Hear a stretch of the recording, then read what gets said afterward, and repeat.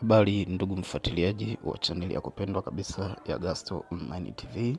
Usisahau kusubscribe, kulike na kukomenti. Siku ya leo ninaenda kukufundisha namna ya kupata mkopo kwa njia ya Airtel. Kwa hiyo moja kwa moja, ili uweze kupata mkopo kwa njia ya Airtel, utaenda kuminya menu ya Airtel ambayo ni *150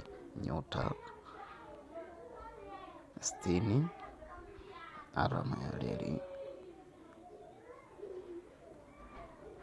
Kisha ukiminya hivi, utaenda katika sehemu ambayo imeandikwa mikopo, ambayo ni namba 4.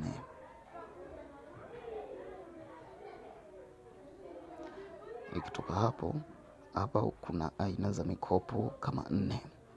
Kuna timiza, kuna kamilisha, kuna Airtel Kikoba, afu kuna Jibusti. Kwa hiyo moja kwa moja leo nitaenda kukuelekeza eneo ambalo linaitwa kamilisha, ambapo hapo utaminya namba 2.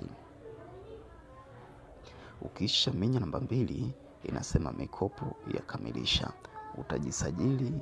Ukisha jisajili, hapo katika maelekezo yako mikopo ya kamilisha utaweka namba yako ya siri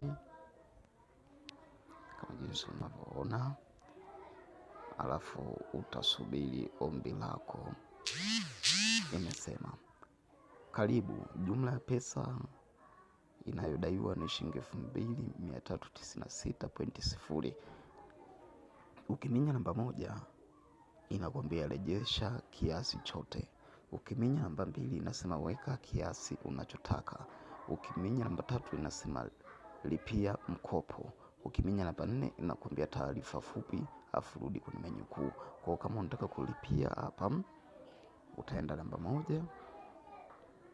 Kama ulishawahi kukopa, nasema asante, utapata SMS mara tu malipo ya shilingi 2396 itakapokamilika.